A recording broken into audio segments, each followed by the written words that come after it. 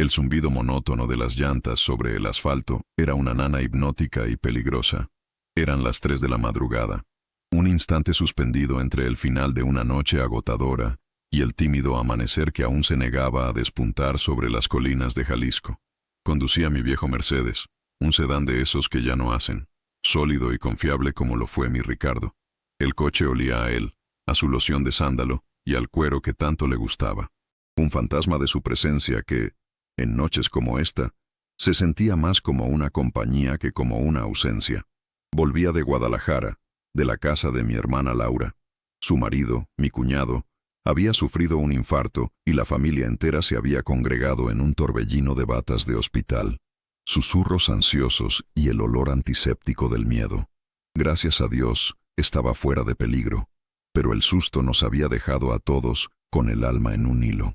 Yo, Elena, a mis 68 años, debería haber aceptado la oferta de mi hijo Mateo de quedarme a dormir en la ciudad, pero una terquedad insensata, una necesidad de refugiarme en el silencio de mi propio hogar, me impulsó a tomar la carretera. «Mamá, es muy tarde. No seas imprudente», me había dicho por teléfono, su voz cargada de esa autoridad protectora que los hijos adoptan cuando nos ven envejecer. Le mentí. Le dije que me quedaría, que no se preocupara.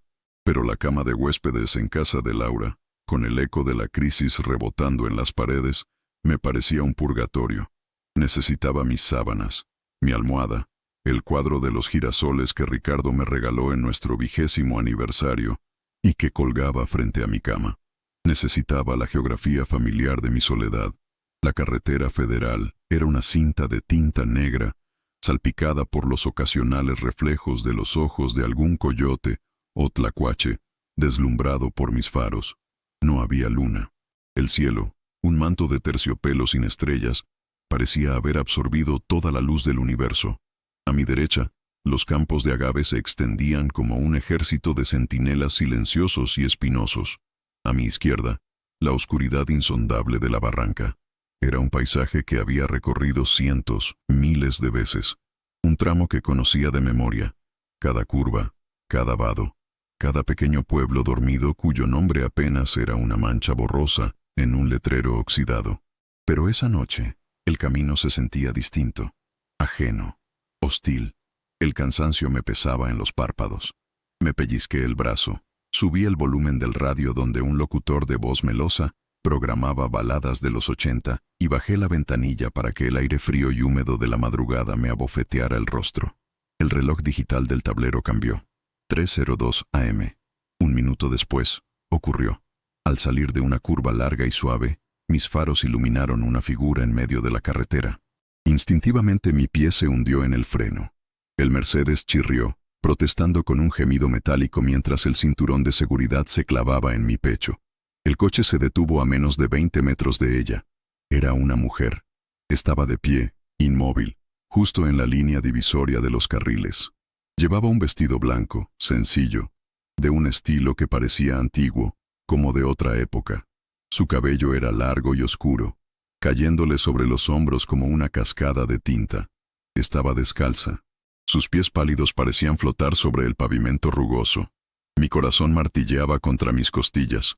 Un tambor desbocado en el silencio absoluto que siguió al chirrido de los frenos. El locutor de la radio seguía cantando sobre un amor perdido. Una banda sonora surrealista para la escena que tenía delante. La mujer no se movía. No me miraba a mí, ni al coche. Su rostro, de una palidez de nácar bajo la luz artificial de mis faros, estaba inclinado ligeramente hacia abajo, como si estudiara algo en el suelo. Un escalofrío helado, completamente ajeno al aire de la ventanilla, me recorrió la espalda. No era un miedo común, el miedo a un asalto o a un accidente. Era un pavor primordial, atávico. Algo en la quietud de esa figura, en su absoluta indiferencia a mi presencia, era profundamente antinatural. Estaba herida. Necesitaba ayuda. Mi mente, tratando desesperadamente de encontrar una explicación lógica, se aferró a esa posibilidad. Quizás había tenido un accidente. Quizás su coche se había despeñado por la barranca. Con el pulso tembloroso, busqué el botón de las luces intermitentes. El parpadeo naranja tiñó la escena de una luz apocalíptica. La mujer seguía inmóvil. «Señorita, ¿está usted bien?», Grité a través de la ventanilla abierta. Mi voz sonó delgada, un hilo frágil en la inmensidad de la noche. No hubo respuesta, ni un solo movimiento.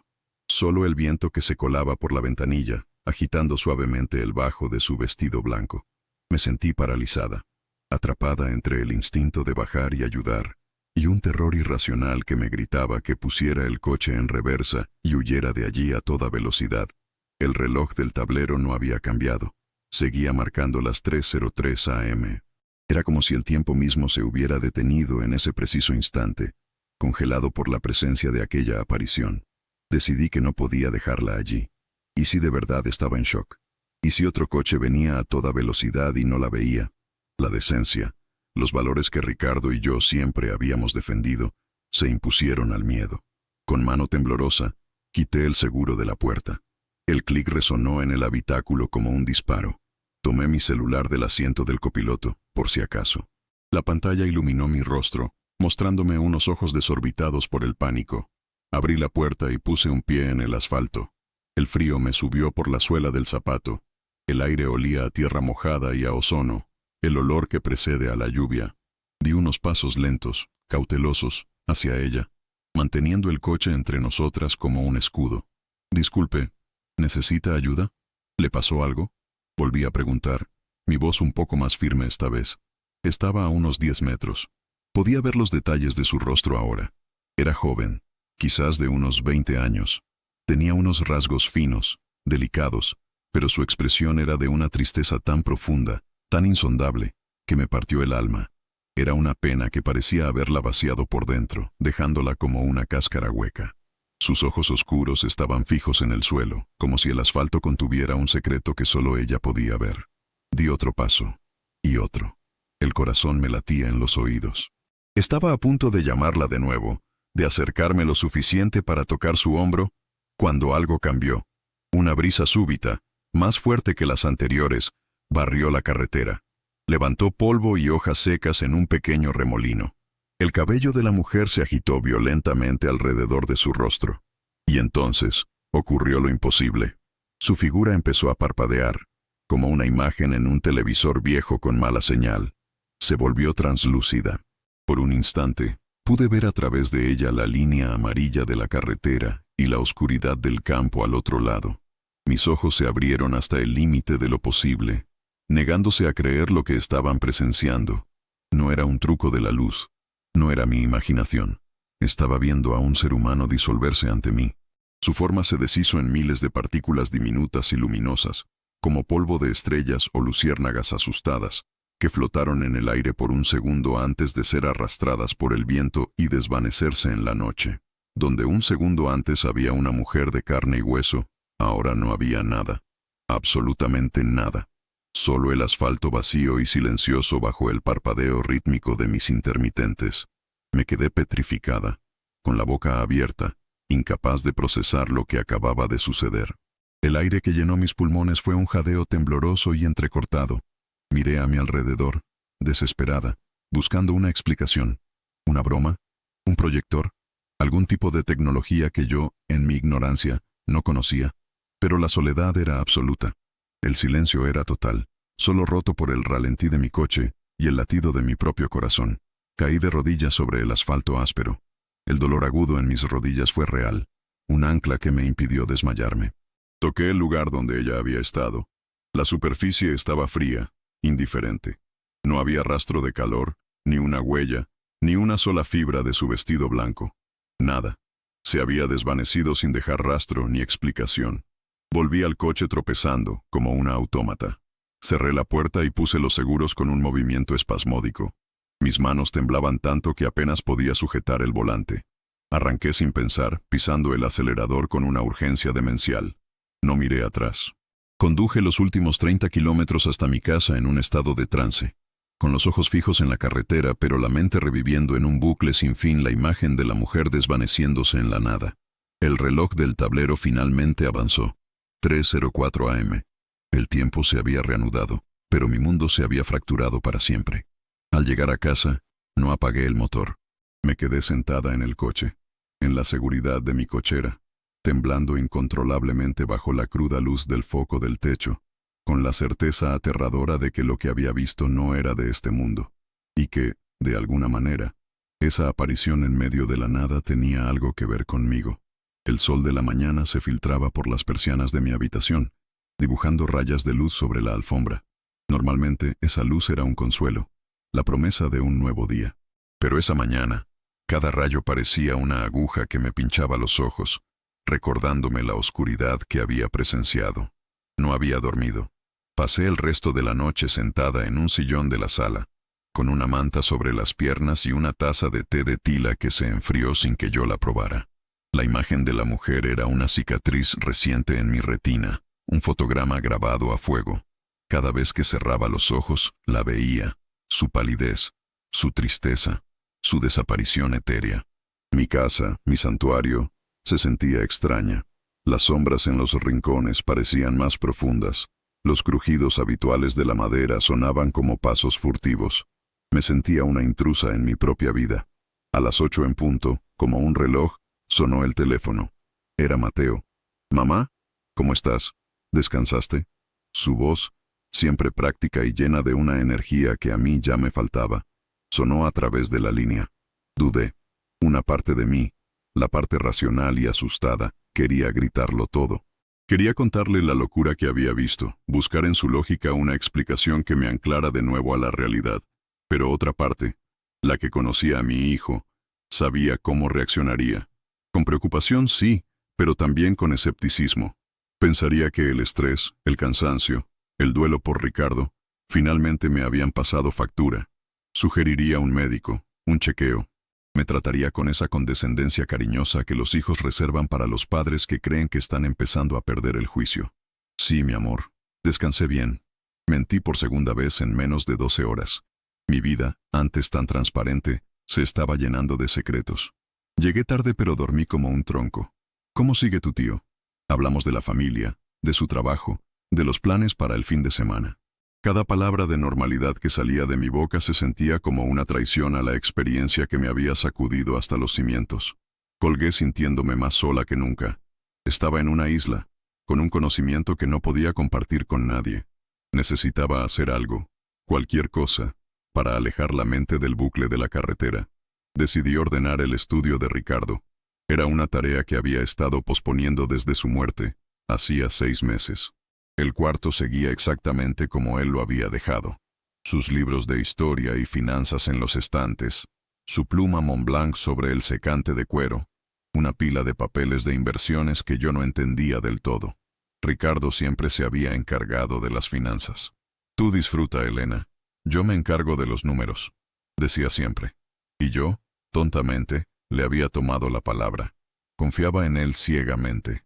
Nuestra vida había sido cómoda, sin lujos extravagantes, pero con una seguridad financiera que nos permitió viajar, educar bien a nuestros hijos y vivir sin preocupaciones.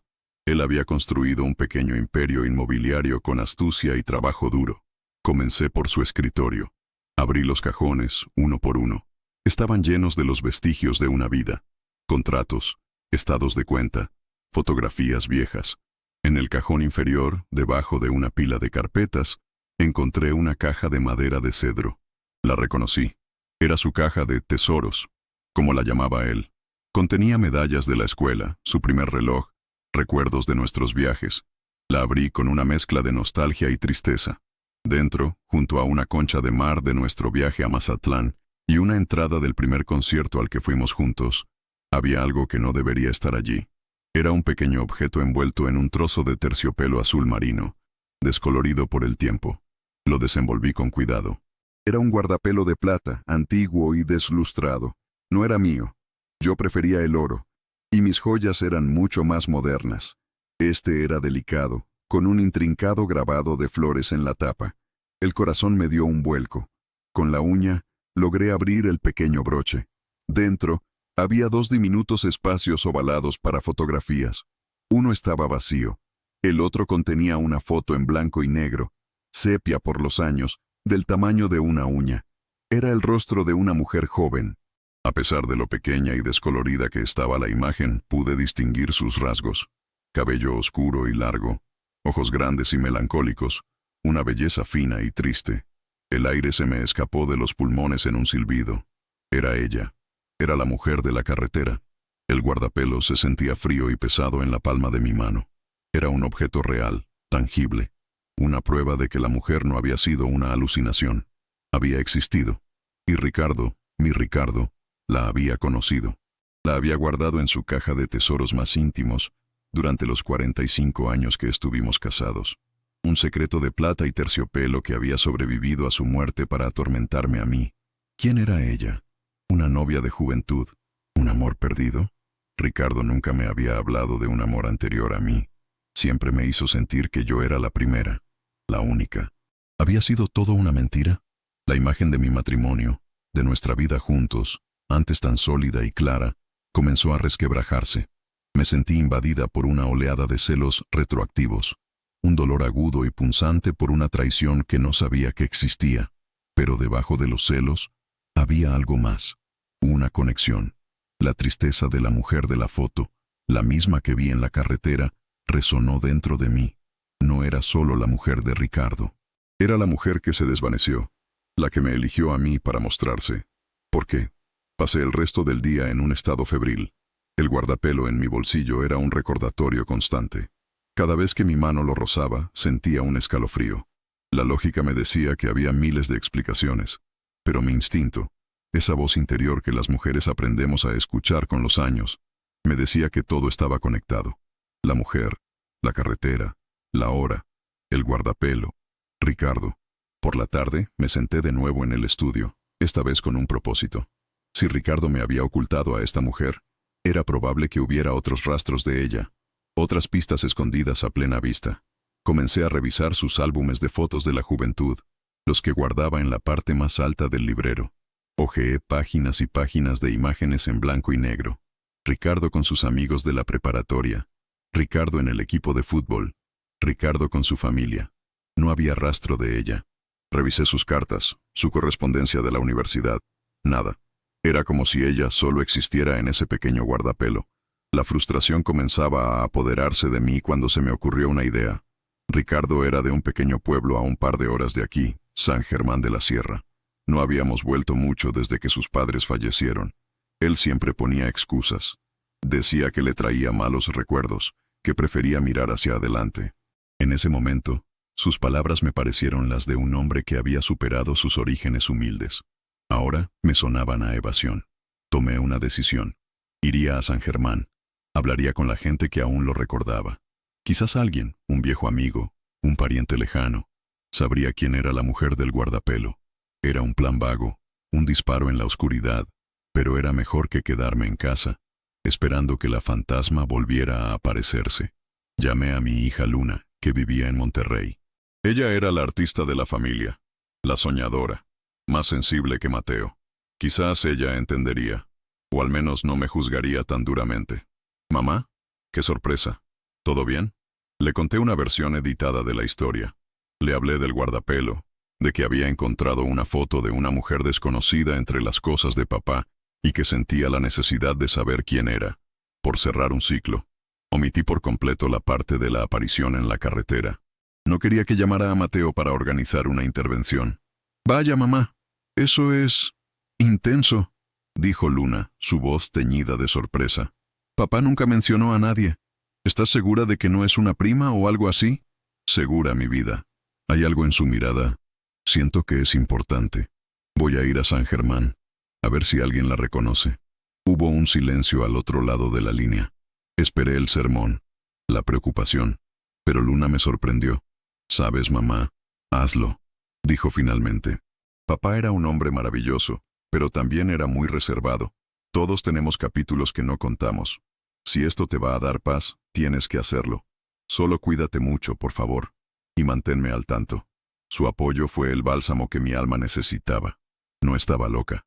Estaba en una búsqueda de la verdad, por dolorosa que fuera. Esa noche, mientras empacaba una pequeña maleta, mi mano rozó un objeto en mi armario. Era un fular de seda de Chanel que Ricardo me había regalado en un viaje a París. Lo saqué y lo apreté contra mi mejilla. Siempre había sido uno de mis tesoros, un símbolo de su amor y generosidad. Pero ahora, al mirarlo, una pregunta fría se instaló en mi corazón. ¿Cuántos de los regalos, de las palabras, de los gestos, habían sido para mí? ¿Y cuántos habían sido un intento de acallar el recuerdo de la mujer del guardapelo? La búsqueda de la identidad de esa mujer se había convertido en la búsqueda de la verdadera identidad de mi propio matrimonio. Y estaba dispuesta a llegar hasta el final. El camino a San Germán de la Sierra era un viaje al pasado en más de un sentido. La carretera se iba estrechando, el asfalto volviéndose más irregular, y los modernos anuncios espectaculares daban paso a viejos letreros de Coca-Cola pintados a mano sobre muros de adobe. El paisaje se tornaba más seco, más austero. Era la tierra de la que Ricardo había querido escapar, y a la que yo ahora volvía buscando respuestas. Llegué a media mañana. El pueblo parecía suspendido en el tiempo. Una plaza central con un kiosco de hierro forjado, una iglesia con 2 campanarios desiguales y calles empedradas por las que caminaban mujeres con rebozos y hombres con sombreros de paja. Mi primera parada fue el archivo municipal, un cuarto polvoriento y mal iluminado en la planta baja de la presidencia. Un hombre mayor, con gafas gruesas y mangas de camisa sujetas con ligas, me miró por encima de sus lentes con curiosidad.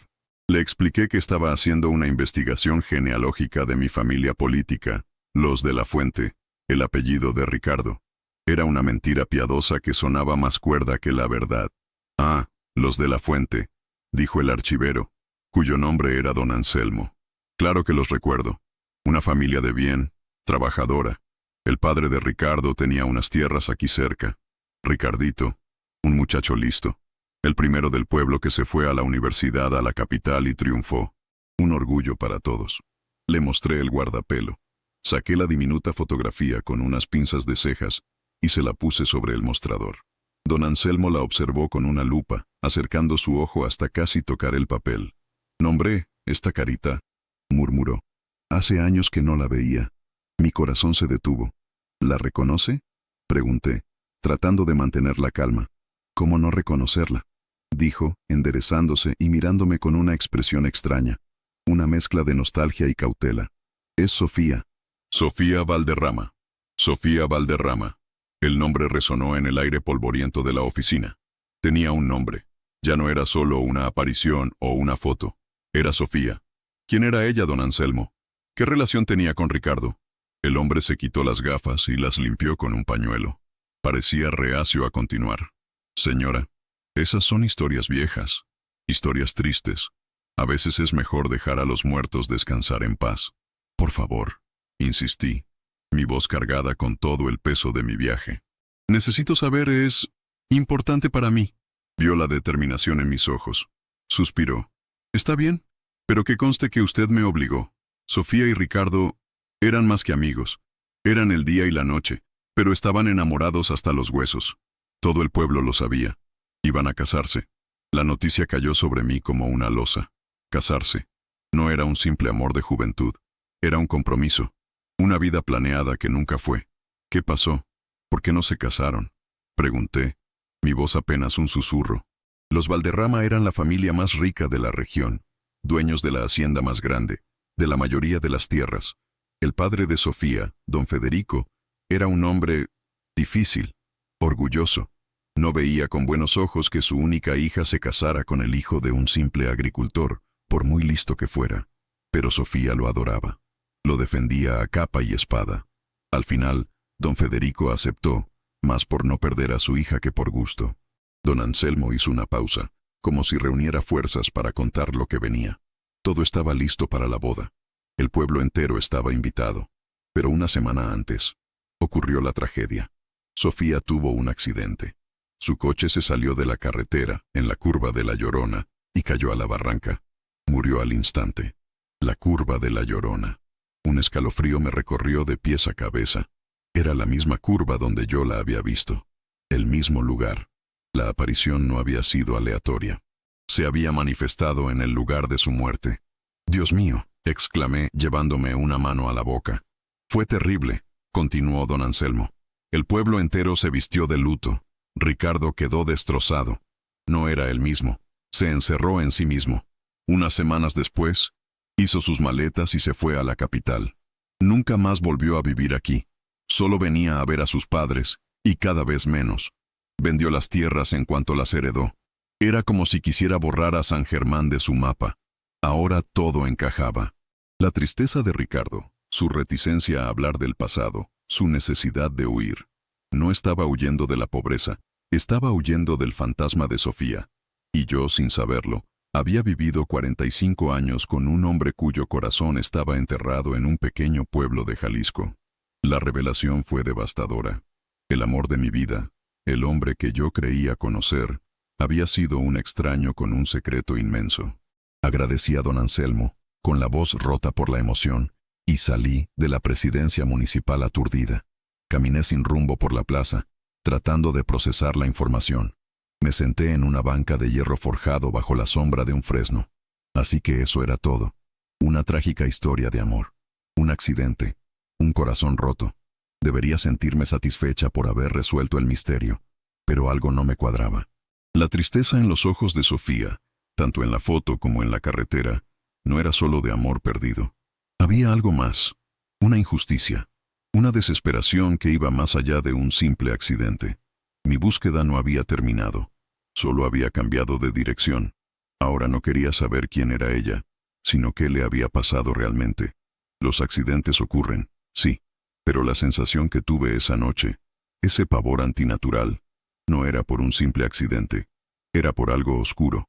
Algo que todavía estaba presente en esa curva. Decidí buscar a alguien más. Alguien que no fuera un funcionario público cauteloso. Necesitaba la perspectiva de una comadre, de alguien que supiera las historias que no se escriben en los archivos. Recordé que Ricardo tenía una prima lejana, Isabel, que todavía vivía en el pueblo. Era un par de años mayor que él. Si alguien sabía los chismes de la época, era ella. Encontré su casa al final de una calle empedrada.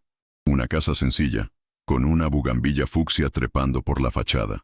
Una mujer robusta, de cabello cano trenzado y ojos vivaces, me abrió la puerta. ¿Elena? Elena de la Fuente.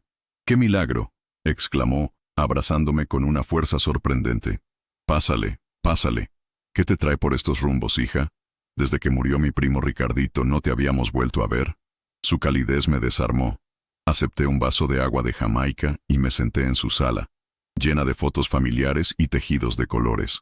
Le conté la misma historia que a Luna, la del guardapelo y la necesidad de cerrar ciclos. Isabel me escuchó atentamente, asintiendo de vez en cuando. Cuando terminé, me miró fijamente. Sabía que este día llegaría, dijo en voz baja. Encontraste el guardapelo, ¿verdad? El que Ricardo le dio a Sofía. Asentí, sorprendida de que supiera del objeto. Ay, Elena. Suspiró, su rostro ensombreciéndose. Lo que te contaron en la presidencia es la historia oficial, la que todos aceptaron para poder seguir viviendo. Pero la verdad es mucho más sucia. Se inclinó hacia mí, bajando la voz como si las paredes pudieran oír. Lo de Sofía no fue un accidente. A Sofía la mataron. La declaración de Isabel flotó en el aire de la pequeña sala, cargada y peligrosa. ¿Qué? Logré articular, sintiendo que el suelo se abría bajo mis pies por segunda vez en el día. Isabel, ¿qué estás diciendo? Todo el mundo dice que fue un accidente. Todo el mundo dice lo que es más fácil de creer, replicó ella, con una amargura que parecía llevar décadas guardada. Pero los que vivíamos aquí, los que conocíamos a los jugadores de esta historia, sabíamos que algo apestaba. Piensa, Elena. Los Valderrama. Don Federico era un cacique, un hombre que movía los hilos del pueblo a su antojo. Pero tenía un enemigo, otro terrateniente igual de poderoso y el doble de ambicioso, don Emilio Saldaña. Eran como perros y gatos, siempre peleando por tierras, por agua, por poder. Isabel se levantó y caminó hacia la ventana, como si buscara en la calle los fantasmas del pasado. Emilio tenía un hijo, Adalberto, un bueno para nada, prepotente y violento. Estaba obsesionado con Sofía. Siempre lo estuvo. Le pidió su mano a don Federico varias veces, pero Sofía no lo soportaba. Lo despreciaba. Y cuando ella eligió a Ricardo, un pelagatos, según los Saldaña, Adalberto juró que se vengaría. Dijo que si Sofía no era para él, no sería para nadie. Un nudo de hielo se formó en mi estómago. La historia estaba tomando un cariz mucho más oscuro de lo que jamás hubiera imaginado. Una semana antes de la boda de Sofía y Ricardo, continuó Isabel, Adalberto Saldaña y 2 de sus matones la interceptaron en la carretera, en la curva de La Llorona.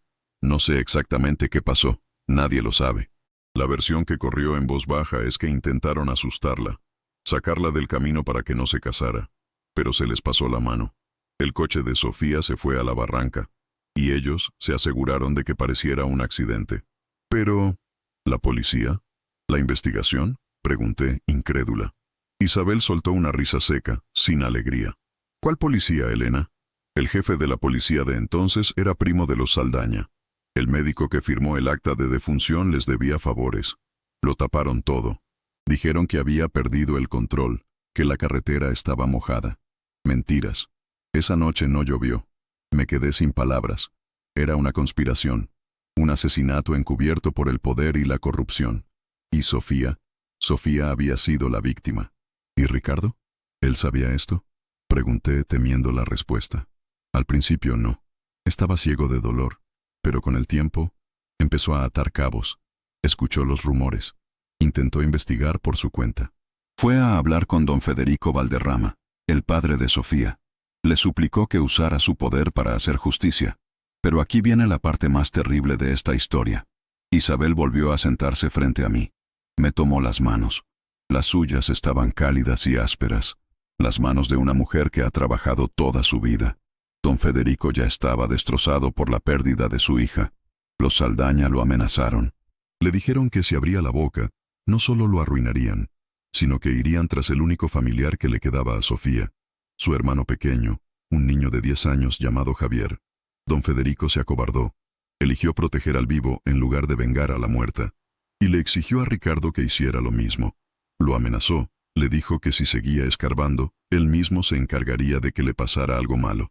Le dijo que olvidara a Sofía, que se fuera del pueblo y nunca más volviera.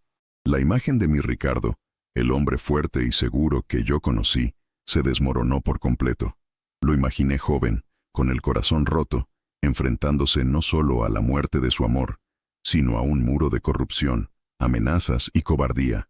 Había estado solo, atrapado, y él obedeció. Susurré, más para mí misma que para Isabel. ¿Qué otra opción tenía Elena? Era un muchacho sin dinero ni poder contra las dos familias más influyentes de la región. Se fue, y cargó con esa culpa toda su vida. La culpa de no haber podido hacer justicia por Sofía. La culpa de haberla abandonado en la memoria. De repente, la aparición en la carretera cobró un nuevo y terrible sentido. Sofía no se me había aparecido solo para que yo supiera de su existencia. Se me había aparecido porque su historia no había terminado.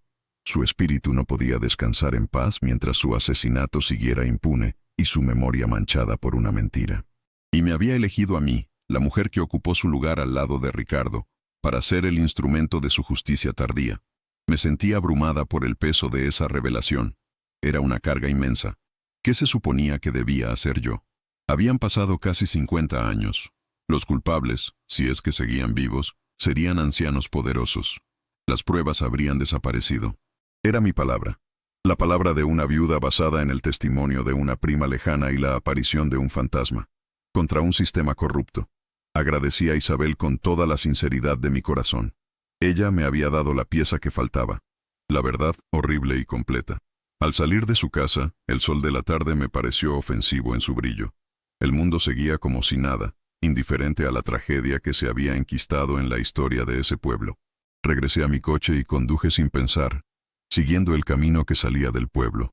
Mis manos se aferraban al volante mientras mi mente era un torbellino de emociones. Ira por los asesinos, compasión por el joven Ricardo, un dolor profundo por Sofía y una extraña y creciente sensación de propósito. De repente, me di cuenta de hacia dónde me dirigía. Estaba en la carretera federal, acercándome a la curva de La Llorona. Detuve el coche en el acotamiento, justo antes de la curva. Bajé. Era pleno día, pero el lugar aún tenía un aura ominosa. La carretera se curvaba bruscamente, con la barranca abriéndose a un lado como una boca hambrienta. Había una pequeña cruz de metal oxidado clavada en la tierra, cubierta de flores de plástico descoloridas por el sol. La cruz de Sofía. Me acerqué y la toqué. El metal estaba caliente.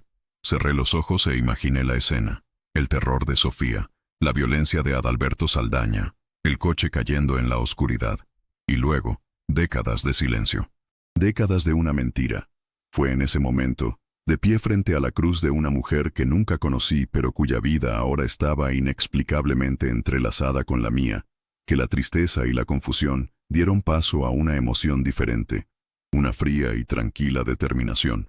El miedo que sentí en esa misma carretera hacía 2 noches se había transformado en rabia, una rabia justa. Mis hijos se preocupaban por mí. Creían que estaba frágil, perdida en el duelo. Mateo quería protegerme. Luna quería que encontrara paz. Pero no entendían la fuerza que una mujer puede acumular a lo largo de 68 años.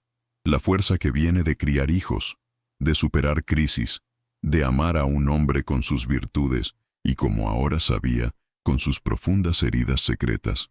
La fuerza que viene de la lealtad. Ricardo no había podido hacer justicia por Sofía. Se lo impidieron. Pero yo sí podía. Yo no era una muchacha asustada de un pueblo pequeño. Era Elena de la Fuente, una mujer con recursos, con conexiones, y con algo que ni los Valderrama ni los Saldaña podían comprar. La verdad de su lado. Saqué mi celular. Busqué en mis contactos el número de mi abogado en la Ciudad de México, un hombre astuto y bien conectado. Luego, busqué el nombre de una de las mejores amigas de mi hija Luna, una periodista de investigación famosa por su tenacidad. Tomé una respiración profunda. El aire olía a tierra y a venganza. Sofía no se me había aparecido para atormentarme. Me había dado una misión. Y yo, Elena, la iba a cumplir. Iba a desenterrar esa sucia verdad, aunque fuera lo último que hiciera. Iba a limpiar el nombre de Sofía Valderrama, y en el proceso, iba a liberar a Ricardo de la culpa que lo había perseguido hasta la tumba. Esto ya no era solo por Sofía. Era por Ricardo. Era por mí. Era por la justicia que nunca llegó. La batalla apenas comenzaba. Mis hijos reaccionaron como esperaba, pero con matices que me sorprendieron.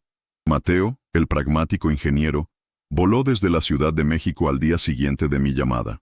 Aterrizó en Guadalajara y condujo directamente al pequeño hotel donde me había registrado en San Germán, con el rostro contraído por la preocupación. «Mamá, ¿qué es todo esto?», dijo, sentándose en la cama de mi habitación de hotel, que de repente se sentía demasiado pequeña. Luna me llamó, está preocupadísima. Me habló de un guardapelo, de una historia familiar, y ahora me dices que te vas a quedar aquí, que estás investigando un supuesto asesinato de hace 50 años. ¿Te estás escuchando? Esto es una locura. Dejé que se desahogara. Vi en sus ojos el miedo genuino de un hijo que teme que su madre esté perdiendo el contacto con la realidad. Con calma, le conté todo lo que había averiguado. Desde la visita a don Anselmo hasta la conversación con Isabel. Le describí la conspiración, las amenazas, la cobardía forzada de su abuelo Valderrama y la impotencia de su padre. Omití, de nuevo, el detalle crucial de la aparición. Sabía que ese sería el punto en que su lógica se cerraría por completo. Cuando terminé, Mateo guardó silencio por un largo rato, mirando sus manos. «Mamá, es una historia terrible. De verdad lo es. Y entiendo por qué te afecta, pero se basa en el testimonio de una anciana, en rumores de pueblo.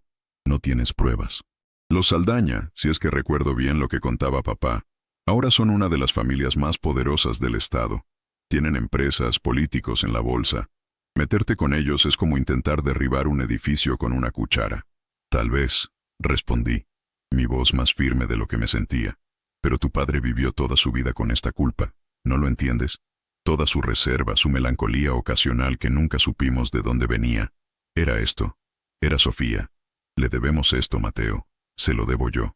Limpiar su memoria es también honrar la de tu padre, la parte de él que tuvo que reprimir para sobrevivir».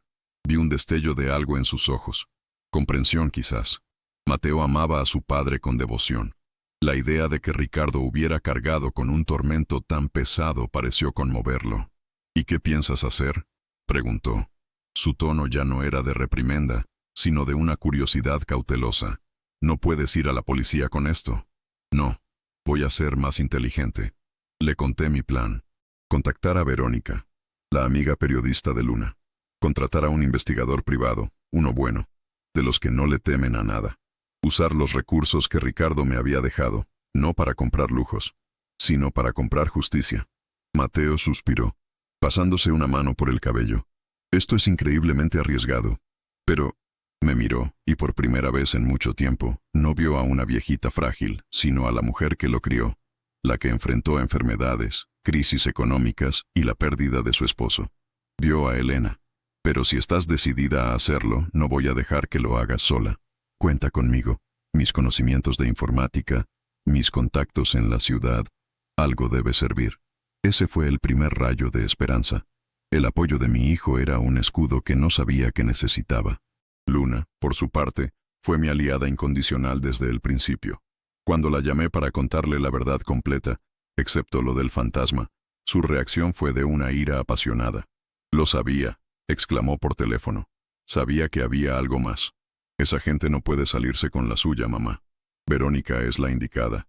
Es una perra de presa, no soltará el hueso. Hablo con ella ahora mismo. Mi equipo de guerra estaba formado. Una viuda de 68 años, un ingeniero escéptico pero leal, una artista soñadora y con suerte, una periodista implacable. No éramos un ejército, pero teníamos algo que nuestros enemigos habían perdido hacía mucho tiempo. Una causa justa. La primera pieza del rompecabezas era encontrar al hermano de Sofía, Javier Valderrama. Si seguía vivo, sería un hombre de casi 60 años, el último testigo directo de la cobardía de su padre y, potencialmente, la clave para desbloquear la verdad. Contraté a un investigador privado de Guadalajara, un ex policía llamado Méndez, recomendado por mi abogado. Era un hombre parco, de mirada penetrante, que no hacía preguntas innecesarias. Le di el nombre, la historia básica y una generosa provisión de fondos de una de las cuentas de inversión que Ricardo había dejado. Ver el dinero moverse con un propósito tan claro fue extrañamente satisfactorio. Durante años, ese dinero había sido para asegurar nuestra vejez. Ahora, era para reescribir el pasado. Mientras Méndez trabajaba, Verónica, la periodista, comenzó su propia investigación preliminar. Desde la Ciudad de México, empezó a cavar en la historia de Saldaña Corp., el conglomerado que Adalberto Saldaña, ahora un respetable empresario de casi 70 años, había construido sobre los cimientos del poder de su padre. Verónica era metódica, buscaba grietas, disputas legales, ex socios descontentos, deudas ocultas, cualquier cosa que pudiera usarse como palanca. Yo, por mi parte, me quedé en San Germán. Me convertí en una sombra, una observadora. Hablé con más gente mayor, con la excusa de mi investigación genealógica. Recogí fragmentos, anécdotas, piezas de folclore que corroboraban la historia de Isabel. Escuché historias sobre la crueldad de Adalberto en su juventud, sobre el miedo que los Saldaña infundían. Cada conversación era un ladrillo más en el muro de evidencia que estaba construyendo, no para un tribunal, sino para el jurado de la opinión pública. Una tarde, mientras revisaba unos papeles en mi habitación de hotel, me topé con un viejo estado de cuenta de Ricardo de hacía casi 50 años. Lo había encontrado en la caja de cedro. Mostraba una transacción que siempre me había parecido extraña. Un retiro de una suma considerable de dinero, casi todos sus ahorros de entonces, pocas semanas después de la muerte de Sofía. En su momento, si es que lo vi, debí pensar que era para el enganche de nuestro primer apartamento. Ahora lo veía con otros ojos. ¿Y si no fue para eso? ¿Y si Ricardo había intentado hacer algo con ese dinero? ¿Pagarle a alguien por información? ¿Contratar a su propio investigador? La idea de su lucha solitaria me llenó de una profunda ternura. Los días se convirtieron en semanas. Méndez, el investigador, llamó. Había encontrado a Javier Valderrama. Vivía en Houston, Texas. Se había mudado de México hacía décadas, poco después de la muerte de su padre. Era un arquitecto de éxito, pero vivía una vida solitaria. No se había casado ni tenía hijos. Parecía que, al igual que Ricardo, había huido del pasado. «¿Quiere hablar con usted?», me dijo Méndez por teléfono. Le expliqué lo básico. Al principio se negó, pero cuando mencioné el nombre de Sofía, se quedó en silencio. Dijo que la llamaría. La llamada llegó 2 días después. La voz de Javier Valderrama era suave, con un ligero acento texano cubriendo su español nativo. Era la voz de un hombre cansado. «Señora de la Fuente», comenzó. «¿Es cierto que usted estuvo casada con Ricardo?». «Sí, señor Valderrama, durante 45 años». Hubo una pausa. «Mi padre me hizo odiar a Ricardo», dijo, su voz teñida de una vieja amargura. Me dijo que Ricardo había abandonado a mi hermana, que la había avergonzado y que su corazón roto la hizo descuidarse en la carretera.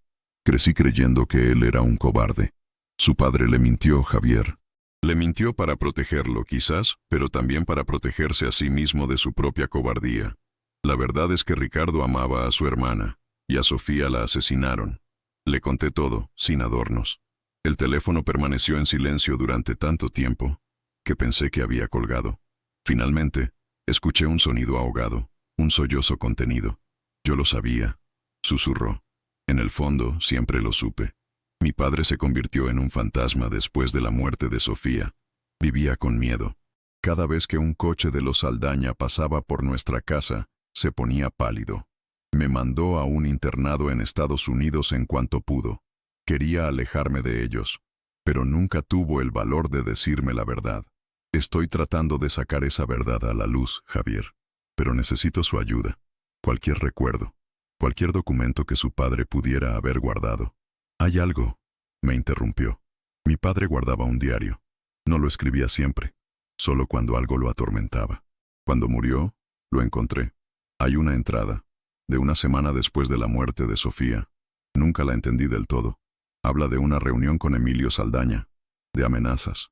Habla de sacrificar a la reina para salvar al príncipe. Siempre pensé que era una metáfora extraña. Mi corazón dio un brinco. La reina era Sofía. El príncipe era él, Javier. Era la prueba. «Javier», dije con urgencia, «¿aún tiene ese diario?» «Sí», respondió. «Está en una caja de seguridad aquí, en una clínica de Houston donde guardo mis documentos importantes. Nunca he tenido el valor de tirarlo. Necesito que me lo envíe, o mejor aún, necesito que venga a México. Su testimonio junto con ese diario podría ser el arma que necesitamos». El silencio volvió. Podía sentir su miedo, su reticencia a desenterrar un dolor que había mantenido bajo llave durante toda su vida.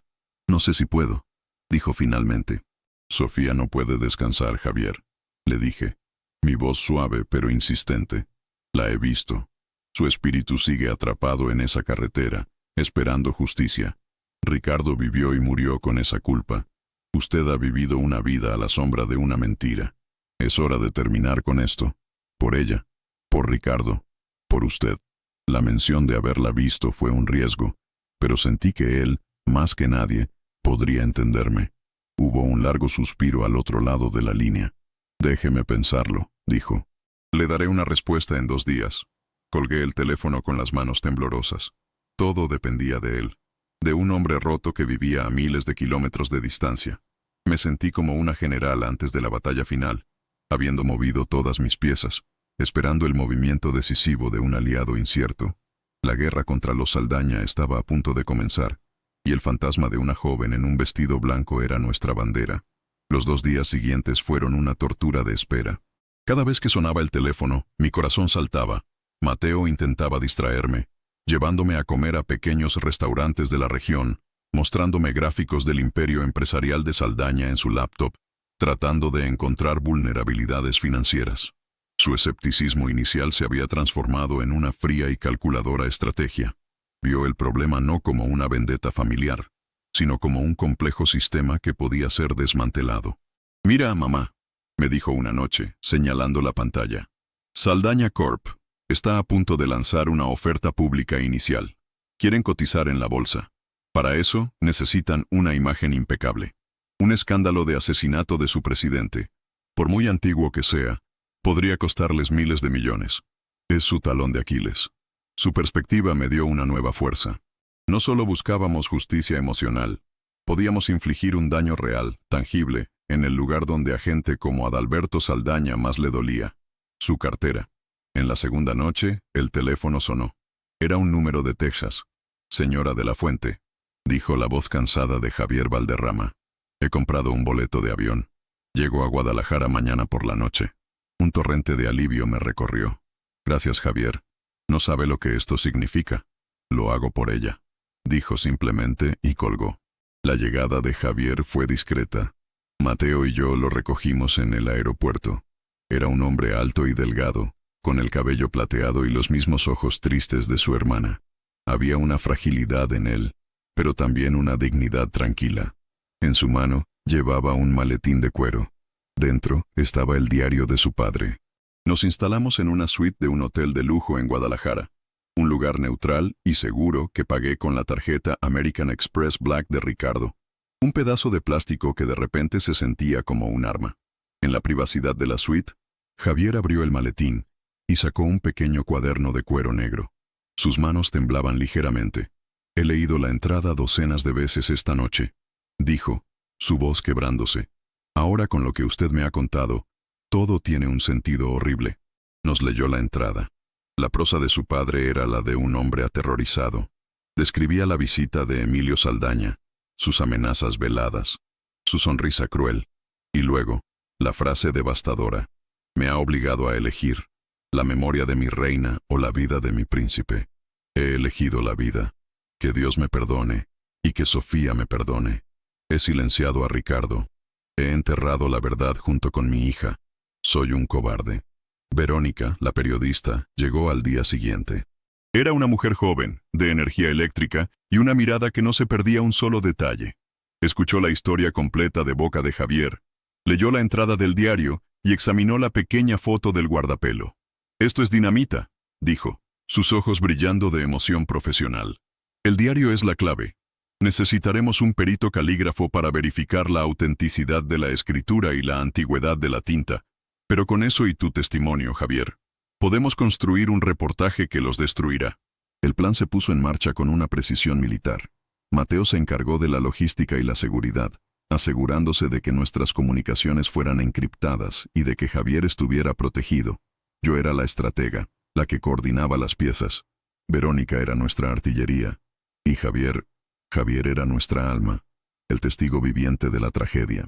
Verónica decidió que el golpe debía ser doble: un reportaje de investigación en el periódico de mayor circulación nacional y un documental corto para plataformas digitales que se lanzarían simultáneamente. Durante las siguientes semanas, su equipo trabajó en secreto. Entrevistaron a Javier extensamente. Viajaron a San Germán y con una cámara oculta grabaron a ancianos del pueblo que, sintiéndose seguros en el anonimato, contaron la misma historia que Isabel me había contado a mí. El perito confirmó que el diario era auténtico. La evidencia era abrumadora. Mientras tanto, yo decidí hacer un movimiento audaz. A través de uno de los viejos contactos de Ricardo en el mundo empresarial, conseguí una invitación a una gala benéfica en la Ciudad de México, un evento donde se reuniría la élite financiera del país. Sabía que Adalberto Saldaña estaría allí. Quería verlo cara a cara. Quería que él me viera. Fui con Mateo. Me puse un vestido elegante, de un diseñador mexicano, y el collar de perlas que Ricardo me regaló en nuestro aniversario de plata. Me sentía como una espía en territorio enemigo. El salón de baile de un hotel en Polanco estaba lleno de gente vestida con ropa de diseñador y joyas deslumbrantes. El aire olía a perfume caro y a poder. Y allí estaba él, Adalberto Saldaña, un hombre de cabello blanco, rostro bronceado y una sonrisa que no le llegaba a los ojos. Estaba rodeado de admiradores, riendo, bebiendo champán, el asesino de Sofía, viviendo una vida de lujo sobre la tumba de ella. Le pedí a Mateo que me llevara a una mesa tranquila con vistas a la suya. No intenté acercarme, solo me senté allí, observándolo. Durante un momento, su mirada se cruzó con la mía a través del salón. No me reconoció, por supuesto. Para él, yo no era nadie. Solo una viuda más en una fiesta. Pero yo lo vi. Vi la crueldad que aún persistía en las comisuras de sus labios, la arrogancia en su postura, y él sintió mi mirada. Vi una breve fracción de segundo de incomodidad en su rostro, la intuición animal de que estaba siendo observado. Ese momento me bastó. No sentí miedo, sentí una calma gélida, la calma de saber que su mundo estaba a punto de derrumbarse. Una semana después, todo estaba listo. Verónica me llamó. La fecha es este domingo. El reportaje saldrá en la edición impresa y digital a primera hora. El documental se estrena en YouTube a las 10 a.m. Prepárense. Los días previos fueron de una tensión insoportable. Javier se alojaba con Mateo en su apartamento, fuera del alcance de cualquiera que pudiera intentar silenciarlo. Yo volví a mi casa, el centro de operaciones original, el lugar donde todo había comenzado. La noche del sábado fue la más larga de mi vida. No dormí. Me senté en el estudio de Ricardo, con el guardapelo de Sofía en la mano. Lo hicimos, Ricardo. Susurré en la oscuridad. Lo hicimos por ella. Al amanecer del domingo, con el primer rayo de sol, abrí mi laptop. Allí estaba. El titular en la portada del periódico digital. El oscuro secreto de Saldaña Corp. Un asesinato de hace 50 años sale a la luz. La historia era devastadora. La foto de una joven y hermosa Sofía Valderrama estaba junto a la de un Adalberto Saldaña joven y desafiante. El reportaje detallaba la conspiración, el testimonio de Javier, los extractos del diario de su padre, las entrevistas anónimas, el análisis de cómo el imperio Saldaña se construyó sobre un crimen y una mentira. A las 10 a.m., el documental fue lanzado. Era aún más poderoso. Ver a Javier, un hombre digno y roto, contar la historia de su hermana con lágrimas en los ojos, era desgarrador. Escuchar las voces de los ancianos de San Germán, distorsionadas para protegerlos, era escalofriante. Ver las imágenes de la curva de La Llorona, mientras la voz en off describía el asesinato, era una condena. La explosión fue inmediata. En cuestión de horas, la historia era tendencia nacional en todas las redes sociales. Justicia para Sofía se convirtió en un hashtag viral. Las acciones de Saldaña Corp, que aún no habían salido al mercado, se desplomaron en las proyecciones. Los socios comerciales empezaron a emitir comunicados distanciándose de la empresa. La Fiscalía del Estado, presionada por el escándalo mediático, anunció que reabriría el caso. Adalberto Saldaña emitió un comunicado negándolo todo, llamándolo una calumnia, un ataque de la competencia. Pero era demasiado tarde. La verdad, una vez liberada, es imposible de volver a encadenar. Su imperio, construido sobre cimientos de sangre y miedo, se estaba desmoronando en tiempo real. Esa tarde, recibí una llamada de Javier. «Estoy viendo las noticias, Elena», dijo, su voz ahogada por la emoción. «La gente está dejando flores en la tumba de Sofía. Están pidiendo justicia en la plaza de San Germán. Después de 50 años, la gente sabe su nombre. Saben que no fue un accidente». Colgué y me permití llorar por primera vez. Lloré por Sofía, por su vida truncada. Lloré por Ricardo, por su dolor secreto. Lloré por Javier, por su infancia robada. Y lloré de alivio, por el peso que finalmente se había levantado de mis hombros. Mi misión estaba cumplida. La justicia, aunque tardía, había comenzado su largo camino. Y todo había empezado a las 3:03 a.m., con una mujer en medio de la carretera. Pasaron 6 meses. El otoño llegó, pintando los árboles de mi jardín con tonos dorados y ocres. El escándalo de los Saldaña había seguido su curso con la implacable lógica de la gravedad. Adalberto Saldaña, aunque no fue encarcelado de inmediato debido a su edad y a las tácticas dilatorias de sus abogados, fue acusado formalmente de perjurio y obstrucción a la justicia, con la investigación por homicidio aún en curso. Su imperio se fracturó. Los inversores huyeron, los socios lo abandonaron y su nombre se convirtió en sinónimo de infamia. Fue una caída lenta y humillante, mucho peor para un hombre como él que una muerte rápida. La verdadera condena fue la destrucción de su legado. Javier Valderrama se quedó en México. Después de su testimonio, algo en él pareció sanar. Decidió usar parte de la fortuna que su padre le había dejado, y que él nunca había querido tocar, para crear la Fundación Sofía Valderrama, en San Germán, dedicada a dar becas a jóvenes del pueblo para que pudieran estudiar en la universidad, el mismo sueño que Ricardo había cumplido y que a Sofía le fue arrebatado. Se convirtió en el guardián de la memoria de su hermana, transformando el dolor en oportunidad para otros. Mis hijos y yo nos unimos más que nunca. Mateo, mi práctico Mateo, me miraba con un nuevo respeto. «Nunca te subestimaré de nuevo, mamá», me dijo un día, con una sonrisa de admiración. Luna organizó una pequeña exposición de arte inspirada en la historia de Sofía, una serie de retratos etéreos y llenos de luz que capturaban su espíritu resiliente. Toda la recaudación fue para la fundación de Javier. Una tarde, conduje sola, una vez más, por la carretera federal. Era un día soleado y claro. Conduje despacio, sin miedo. Al llegar a la curva de La Llorona, detuve el coche. Bajé. El lugar se sentía diferente. La ominosa cruz de metal oxidado había sido reemplazada por una pequeña y hermosa placa de mármol blanco que Javier había mandado a hacer. Sofía Valderrama, 1953-1973. En memoria amorosa. Su luz nunca se extinguirá, decía. Alrededor de la placa había flores frescas, docenas de ramos dejados por extraños que se habían conmovido con su historia. El aire ya no se sentía pesado ni frío. Se sentía en paz. Me quedé allí un rato, en silencio, simplemente respirando. No esperaba ver nada. No necesitaba hacerlo. Pero mientras me preparaba para volver al coche, por el rabillo del ojo, vi un destello de luz. Un parpadeo fugaz cerca de la placa. No fue una figura completa como la primera vez. Fue más como un reflejo del sol, una onda de calor, una sensación. Y en esa sensación, percibí una palabra, no con mis oídos, sino con mi corazón. Gracias. Sonreí.